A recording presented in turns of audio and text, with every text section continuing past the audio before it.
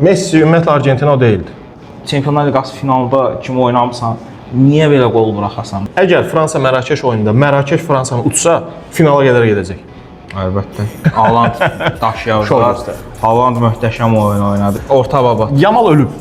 Turnirin favoriti komandalar arasında mən ümumiyyətlə Belçikanı görmürəm. Yəni Ronaldo getdi, Portuqaliya futbolu öldü. Hər vaxtınız xeyir olsun. Xoş gördük sizi növbəti verilişimizdə. Bu verilişimizdə biz fantastik oyunlardan danışacağıq. Fantastik oyunlar deyəndə misal üçün Argentinanın oyununu deyək.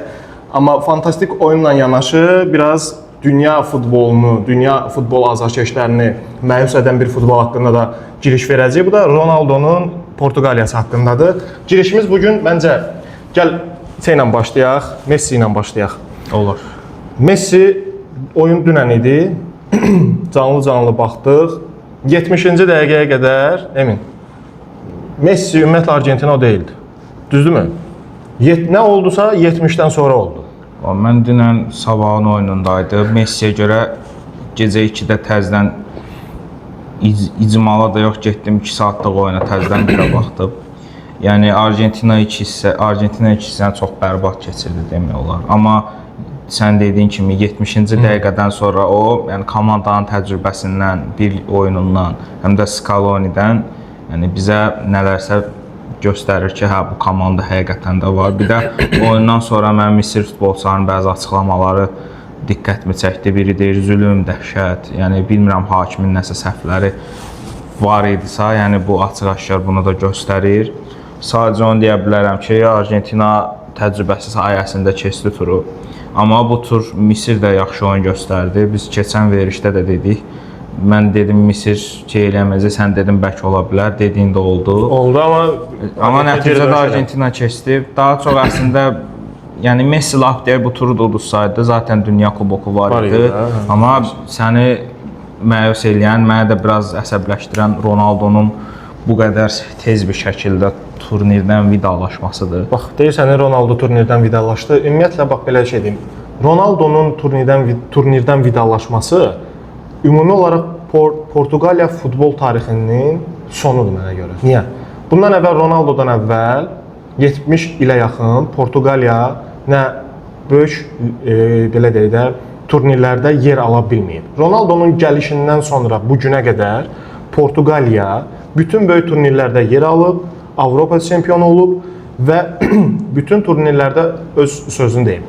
Və hal-hazırda Portuqaliya azarkeşlərinin sayında kəskin azalma oldu. Bundan sonra bir insan Portuqaliyaya niyə baxsın? Çünki Ronaldo artıq karyerasını Portuqaliyada bitirdi. Yəni milli komandada bitirdi. Şəxsən mən bundan sonra oturub Portuqaliyaya niyə baxım? Eynisi Messiyə də aiddir. Messi futbol karyerasını bitirəndən sonra Argentinaya niyə baxacaq? Belə deyək də, bu günləri Portuqaliyanın oyununa, misal üçün deyirəm, 500 milyon insan baxırdısa, 4 il sonraki Dünya Kubokunda bu olacaq elə ancaq Portuqaliya əhalisi. Düzdürmü? Yəni bu artıq Portuqaliya tarixinin, futbol tarixinin bitişi idi mənə görə. Yəni Ronaldo getdi, Portuqaliya futbolu öldü mənə görə. Mən sənin fikrinə biraz çox uzun bir arqument əlavə eləyəcəm. Mən məsələn Barselona azarkeşi olaraq Messi komanda ilə vidalaşsa belə hələ də Barselona azarkeşəm, indi o azarkeşdən asılıdır. Futbolla komanda ilə ölkə eyni deyil axı. İndi gələk Ronaldo məsələsinə. Həqiqətən də Portuqaliya tarixinə baxdığımızda Eusebio vaxtında belə komanda heç bir şey eləməyib. Heç bir uğuru yoxdur. Ronaldo gəldikdən sonra, cavan yaşda belə gəldikdən sonra o heyətdə Figo falan var idi, bildiyimiz qədərlə. Amma Ronaldo yadda qaldı. 2016 Avropa çempionatı da həmçinin. Ronaldo əlindən gələn elədi ki, əslində futbol tarixi bu iki nəfərə həqiqətən borcludur. Çünki məsələn deyək ki, Messi ümumiyyətlə olmasaydı paralel bir evrəndə, Ronaldo sadəcə dünyanın ən yaxşı bir dənə oyunçusu olacaqdı. Ya da Ronaldo olmasaydı Messi bir dənə olacaqdı. Burada Ronaldo'nun nəzmini, nə qədər kubok qazanırsa qazansın, 41 yaşında belə komandada olmağı bu əzmin, bu çalışqanlığın nəticəsidir. Amma biraz da reallıqlara, acı reallıqlara gələk. Yəni Özbəkistanla oyunda 2 qol atdı, okey, amma komandanın taktiki sxeminə baxdığımızda Ronaldo komandanı tamamilə geriyə götürürdü. Mən belə bir nümunə verəcəm, bilmirəm indi azarkeşlərdən o vaxtda xatırlayanlar olar. Galatasaray 2020-ci illərdə 19-20-də Falcao'nu almışdı. 34 yaşındaydı və dəqiqə başda zədələnirdi. Kopya o oyundur. kontrataka çıxmaq istəyir komanda. Atır topu, Falcao qaça bilmir. Tempi yavaş saxlayaq, getməyə çox qabağa. Ronaldo da həmçinin. 41 yaşındakı Ronaldo ilə əlbəttə ki 30-25 yaşındakı prime Ronaldo eyni deyil. Nə sürətli qaça bilir, nə o step over'ını eləyə bilir, nə uzaqdan vura bilir ki, zədədən sonra uzaqdan vuruşları da azaldı. Yəni çünki Portuqaliyanın yarım müdafiə xətti bu mövsümü həm kontratakda, həm hücumda möhtəşəm işlər komandalarında yaradan oyunçulardır. João Neves ilə Vitinha Portuqaliya kənara qoysaq, PSG-də komanda oyununun ən böyük nümunəsidir. Gonçalo Ramos da həmçinin. Onu demirsən, Nuno Mendes. Nuno Mendes o yarım müdafiə hələ ki deyirəm. Hə, ümumi olaraq mən deyirdim. Hə. Gonçalo Ramos məsələn Xorvatiya ilə oyunda. Ronaldo çıxdı, Ramos girdi. Xorvatiyaya qarşı Portuqaliya qələbə qazandı. Bəlkə eyni şey yenə olsaydı yenə qazanacaqdı, amma 41 yaşında oyunçunu 90 dəqiqə saxlamaq burada əsas məsuliyyət Martinezin əlindədir ki, o da istefa verdi oyundan sonra. Yəni Ronaldo komandanı çox geriyə apardı. Biz bunu ilk verişdə demişdik. Mən də demişəm. Mən də özüm də dedim ki, Ronaldo əgər istəyirsə Portuqaliya çempionu olsun, qabağa getsin, biraz geri addım atmalı. Bax, sən dedin ki, məsəl üçün Ronaldo içəridə gəzirdi, komanda uyğunlaşa bilmirdi. Eyni şey Messi üçün də deyə bilərəm. Məsələn, dünənki oyunda Misir-Argentina oyununda 70-ci dəqiqəyə qədər Messi heç nədən yadda qalmadı. O da gəzirdi. Yəni futbola baxanlar, o oyuna baxanlar hamı görür ki, Messi də Ronaldo kimi gəzirdi. Amma bir fərq odur ki, Messi parlaya bildi. Messi son 10 dəqiqədə o prime-ını aça bildi də. Ronaldo bəlkə əvvəllər daha çox motivasiyalı idisə, oyunun sonuna doğru artıq motivasiyasını o pik həddə çatdıra bilmir. Misal üçün, əvvəllər Real Madriddə oynayanda, digər klublarda oynayanda comebacklərin əsasını yaradan oyunçuydu da. Yəni o kəllə vuruşları ilə, ani çıxışları ilə son dəqiqələrdə comeback yaradan, effekti yaradan oyunçuydu. Yəni 100-cü dəqiqədə belə sprint atıb birdən bir anda bayerinə qol vura bilər. Son dəqiqədə o prime-ını açan oyunçuydu, amma indi aça bilmir. Çünki yaş həm öz sözünü deyir, artıq sona doğru yorulmağa başlayır. Amma Messi sona doğru gəzdi, elə bir son 15 dəqiqədə prime-ını açdı. Amma burada komanda oyununa da nəzər vurulamaq lazımdır. Çünki Argentinada yəni bütün heyət elə əsas heyət oyunçuları olmayan oyunçular belə Messi üçün savaşır, amma Portuqaliyada Neves Kongo oyununda dedi ki, Ronaldo çox Portuqaliya tarixinin ən yaxşı oyunçusudur, amma o da stadionda hamımız kimi bir nəfərdir. Sonra yəni komandanın içində biraz belə problemlər var. Yəni biraz Portuqaliya əslində bu problemlərin üzündən çempionluğu qaçırdı. Məsələ nədir? Çempionluğu qaçırtdı. Bax, Argentinanın oyunundan götürsək, Messi oyuna başladı, biraz yerini dəyişirdi tez-tez də, sağ, sol, orta, belə yerini tez-tez dəyişirdi. Bir müddət keçdi ortaya. Ortada oynadı, gördü alınmır. Sonra isə keçdi sağa. Sağdan isə artıq Messinin belə bir şeyə çevirdilər. Ancaq sağdan gəlirdi, topu alırdı, içəri topu qaldırırdı. Taktikanı çevirdilər və bunun nəticəsində də artıq Messi öz qolunu vurdu. Topu içəri qaldırdı, sonra qaydan topu vurub qola çevirdi. Ronaldoya mən baxanda Ronaldoda o həvəsi görə bilmədim. Ronaldonun tez-tez yerini dəyişsin, fərqli cəhdlər eləsin. Ronaldoda bu alınmadı. Çünki həqiqətən bəlkə də Gonçalo Ramos oynasaydı oyunda, indi bəlkə də İspaniya udmuşdu Portuqaliya. Portuqaliyanın da bir dənə bir şey deyil. Hələ Rafael Leao'nun da demirəm, o da bu günündə deyil ümumiyyətlə. Portuqaliyanın uduzmasında da düzdür, orada bəlkə də onun heç bir əlaqəsi yoxdur, amma Nuno Mendesin zədələnib getməsi çox böyük təsir. Həqiqətən çox böyük təsir oldu. Nuno Mendes Yamalı cibində saxlamış da bir növdə. Amma düzdür, Yamalın qolda çox bir effektivliyi olmadı, ümumi olaraq danışıram. Yəni Nuno Mendes olana qədər, oyunda olana qədər Yamal demək olar ki, yox idi oyunda da. Ümumiyyətlə heç bir təsir yox idi hücumda. Qolda isə Portuqaliyanın buraxdığı qolda isə müdafiənin çox böyük səhvi oldu. Əgər baxdınsa, Renato Veiga həqiqətən yəni çox böyük səhv oldu. Merino'nun ümumiyyətlə o qaçışı, o qolu, Portuqaliyanı evə göndərən qolu. Yəni mən o qola baxanda dedim ki, Merino yıxdın da. Ronaldo'nun evini yıxdın Merino. Yəni bu günə yəni çox komanda görmüş oyunçudur və Arsenalda da sən bilirsən ki, bu adam yoxluqda belə center forward oynaya bilir. Yarım müdafiəçi olar. Yəni müdafiəni buna görə planını qurmaq lazımdır. Amma Martinez onsuz Belçikanın qızıl heyəti ilə maksimum 3-cülük qazana bilmiş bir komandadır. Yəni ona görə də təcrübələnmədi əslində. Dünənləri Misirin oyununda oyunun qəhrəmanı mən 2 ad deyəcəm. Qapıcı Şobirdə adını qeyd etmişəm, adlar yadımda qalıb. Bir də ki Misirdə Hassan. Hassan ümumiyyətlə Misirdə mən elə bir oyunçu gözləmirdim. Yəni Misri biz Yamal deyirəm. Misri biz Salah deyirik. Amma orada Hassan var. Mən turnirin əvvəlindən bəri bilən Zico deyirəm. Hə, Real Oviedo da oynayır, İspaniyada oynayır. Hassan. Dün baxanlar gördü necə o keçirdi oyunçuları. Həqiqətən çox yaxşı oyunçu. Çox süper idi. Mən baxanda dedim bu kimdir? Dedim bu kimdir həqiqətən? Dostuma deyirəm ki, bir yerdə baxırdıq. Onun adını tapdım mən. Kimdir bu da? Yəni adlarını bilmirəm sözün düzü. Baxdı dedi ki, Hassan da Real Oviedo'da oynayır. Dedim bu nə edir? Bu necə keçir də? Yəni dünya çempionatı həm belə sürpriz oyunçularla, həm də qapıcı performansları ilə. Qapıcı performansda edən Şobir ola bilər adını səhv deməm, Şobir olaraq mən tələffüz eləyirəm. Qapıcı deməli Argentinanın vurulan hər iki qolunda da refleks göstərdi. Bir dənə sonuncuda kəllə ilə topda refleks göstərənmədi. Bütün toplara bu insan refleks göstərdi. Yəni Misirin bütün oyunçuları prime açmışdı. Oyun sonunda Məksi özü də burada FIFA'nın üstünə günah atdı ki, nə bilim, Messiyə kömək elədilər, ləğv olunan qolda faul verdilər, yəni cərimə zərbəsi verdilər. Bunlarla çox razılaşmıram. Yəni bütün mənə görə ləğv olunan qol haqlı idi. Yəni Misirin ləğv olunan qolu, orada cərimə zərbəsi var idi. Yəni birbaşa ayağa təmas var idi. Sadəcə burada biraz məğlubiyyətin hirsindən məncə Misir məşqçisi elə çıxışlar bildirdi, amma məncə oyun haqlı, ədalətli oyun keçdi. Yəni mən orada bir problem görmədim. Ləğv olunan qolda da. Amma ümumi olaraq mən o qapıcı ilə Hassanı yazdım da ağlıma Misirdə. Mən bir dənə heç nə, yəni üstündə Messi forması var, amma yəni Portuqaliyanın uduzmağı çox, yəni dəhşət xətalar silsiləsinin nəticəsidir. Mənim ağlım əldə orada qaldı.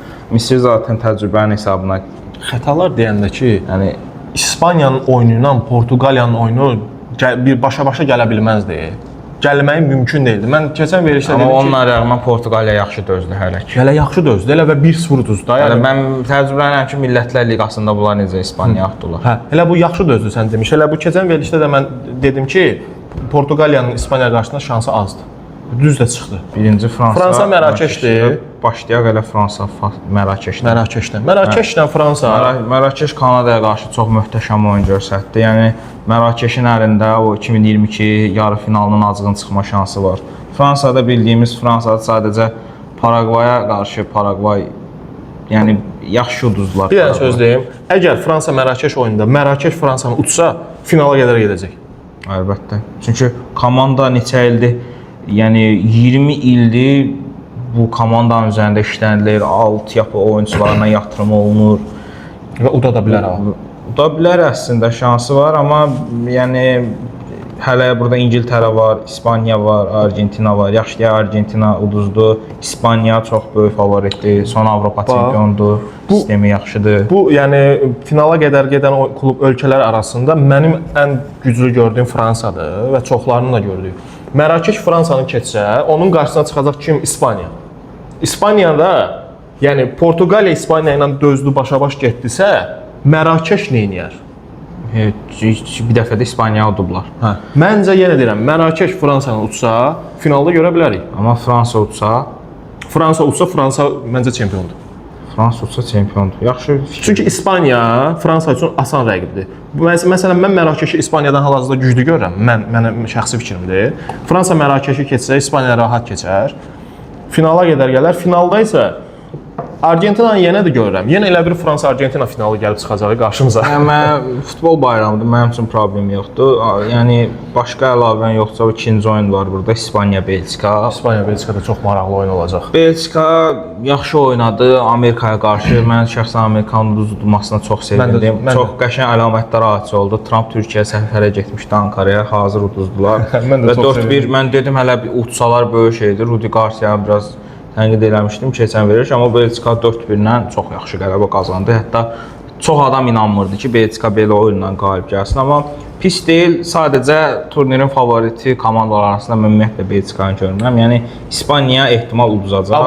ABŞ başlayanda çox qəşəng başlamışdı Amerikanda. Çox kompakt oynayırdılar, müdafiə super, müdafiədən hücuma çıxmaq, əks hücum çox qəşəng qururdular. Mən demişdim ki, Amerikan finalda görə bilər, amma axırıncı oyunda mən Amerikanı tanımadım. Bu necə oynadılar? Necə bu 4-1 uduzdular? Futbolda da biz futbolu buna görə sevirik ki, yəni Argentina, Misir oyunu, Portuqaliya bilinmir də nə olacaq. Yəni hər şey ola bilər. Futbolun maraqlı tərəfi budur, sevdiyimiz tərəfi budur. Burada İspaniya, Belçikada sən dedin kim qalib çıxar? İspaniya udacaq. Belçika bilmirəm. İspaniya udar məncə. Məncə İspaniya keçəcək, yarı finalda olacaq. İspaniya keçəcək. Belçika. İspaniya bax niyə keçəcək? İspaniya qapıçı İspaniya gol buraxmır da demək olar. Qapıdan əlavə müdafiə xətti. Müdafiə xəttindən sonra da ən böyük 3 düşür qapı. Komanda sistem komandasıdır da, yəni məşqçisi də həmçinin, yəni keçəcəklər. İspan tam arzulanan bir milli komanda atmosferi var İspaniyada. İspaniyanın ümumiyyətlə deyim, orta xəttdən arxaya doğru çox güclüdür də. Yəni hücum xəttini çox güclü görə bilmirəm nəsə. Orta baba. Yamal ölüb. Yamal bu turnir bir dənə Oyarzabalın 2 qol atdığı oyun nəsə. Yamal yoxdur. Yamal yoxdur ümumiyyətlə. Başına nəyəsə qarışıb, yenə bilmirəm sevgilisinə qarışıb, kimə qarışıbsa Yamalın. Mən yenə deyirəm, İspaniyanın hücumunu çıxsaq, orta xəttdən müdafiəyə qədər, düz qapıçıya qədər çox ideal sistemi var. Yamal heç. Yamal niyə belədir? Mən Yamaldan bu il, yəni bu Dünya Kubokunda fərqli oyun gözləyirdim. Yadda qalacaq bir oyun gözləyirdim. 2024-dəki kimi bir şey gözləyirdim. Şou göstərəcək, fantastika yaradacaq. Nə bilim Mbappe ilə, Haaland nazarından dirəşib qol krallığında bir şey oynayacaq. Yamal ümumiyyətlə yoxdur. Burada da mən İspaniya Belçika bir şey deyim, uzatmalara getmə ehtimalı görürəm. Çünki ikisi də kompakt oynayır. Müdafiə meyillidir. Belçika bir amillə uda bilər, Courtois ilə. Courtois ilə uda bilər, hə. Courtois. Amma bir şey deyim, Courtois amilin deyə mən Courtois penalti çıxara bilmir. Bax bu sözü deyirəm. Courtois penalti çıxara bilmir. Əgər İspaniya Belçika oyunu penaltilərə getsə, Belçika uzacaq. Çünki Courtois-nın penalti çıxarması sıfırdır. Real azarkeşlər də bilər və məni dəstəkləyər.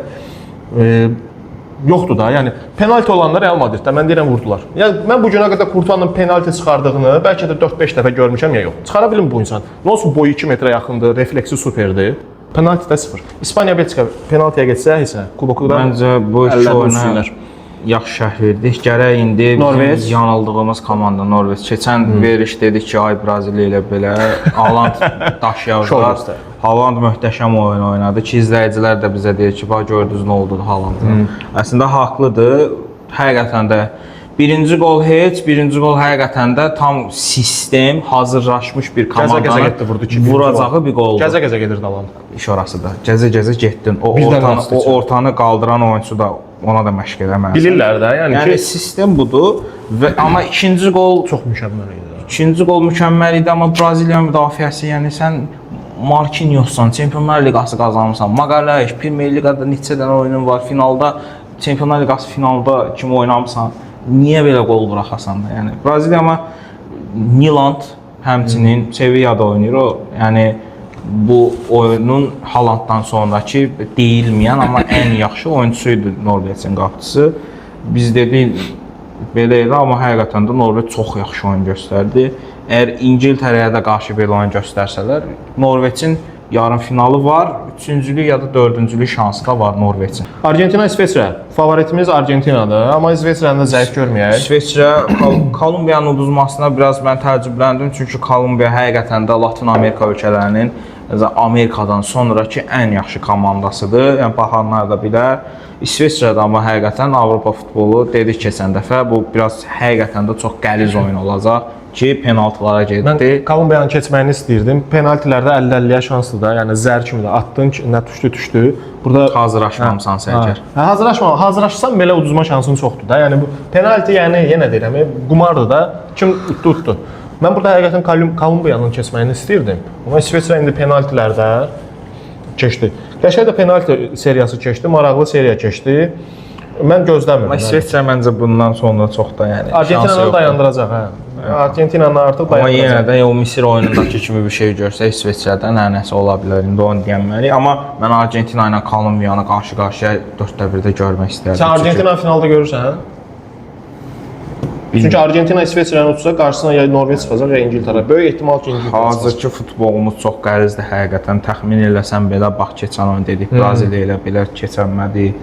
Nə bilim dedik Amerika elə eləyəcək, belə eləyəcək, çətin oyun olacaq. Belçika rahat Deketelarenin şotuna keçdi. Dünənki Misir oyunundan sonra artıq Argentina finalda görmə ehtimalı mənə görə biraz artıb. Məsələn, əvvəl 30% idisə, indi 50-50-yə verirəm. Biraz əvvəl dediyin kimi olacaq. Fransa-Mərakeş oyununun cütü məncə turnirin taleyini həll eləyəcək. Məncə yenə deyirəm, turnirin ən güclü iki rəqibi qarşılaşır. Fransa-Mərakeş. Mən bu iki ölkəni bu dəqiqə digərlərindən çox üstün görürəm. Mərakeş ümumiyyətlə, yəni mən belə bir oyun gözləmirdim Mərakeşdən. Düzdür, alışmışıq buna digər əvvəlki illərdən, amma bu Dünya Kubokunda ümumiyyətlə gözləmirdim. Halal olsun həqiqətən Mərakeşə.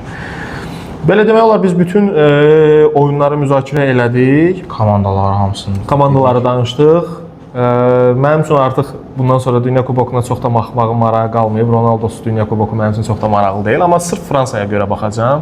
O da Mbappéyə görə baxacağam və Fransanın oyununa pərəstişkarlıq elədiyimə görə baxacağam. Yəni oyun stilinə görə. Mən Norveçə görə belə baxaram, görə Haaland hara kimi gedəcək. Haaland hara gedir? Haalandın şansı çoxdur amma. Yəni Norveçin şansı çoxdur və görək nə edəcəklər. Belə Emin, müzakirə elədik bütün oyunları. Son olaraq izləyicilərimizə nə sözün, nə fikrin var? Yəni ilk öncə elə sənə təşəkkür edirəm verilişə dəvət elədiyin üçün çox maraqlı keçdi. İzləyicilərimizə də heç nə sadəcə deyə bilərəm ki, yəni ilk öncə elə vaxtınız ayırdığınız üçün təşəkkür edirik. Görək yarın finalda nələr olacaq.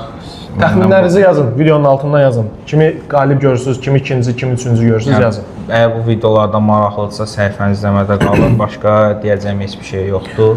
Belə futbolla qalın, həmişə futboldan zövq alın və çalışın ki, futbolu sırf futbol olduğu üçün sevin. Ən güclü Ronaldodur, ən güclü Messidir, müzakirəsinə çox da girməyin. Sırf onsuz insan olğunlaşdıqca ikisinə də həqiqətən də pərəstişkar olur. Əsl futbol azarkeşi ikisini də sevir, amma birini daha çox sevir də. Belə, bugünkü verilişimiz də bura qədər idi. Özünüzdən müğayət olun. Videonu bəyəndinizsə, like atmağı, videonu dostlarınızla paylaşmağı və səhifəmizə abunə olmağı unutmayın. Özünüzdən müğayət olun. Həmişə futbolla qalın. Sağ olun.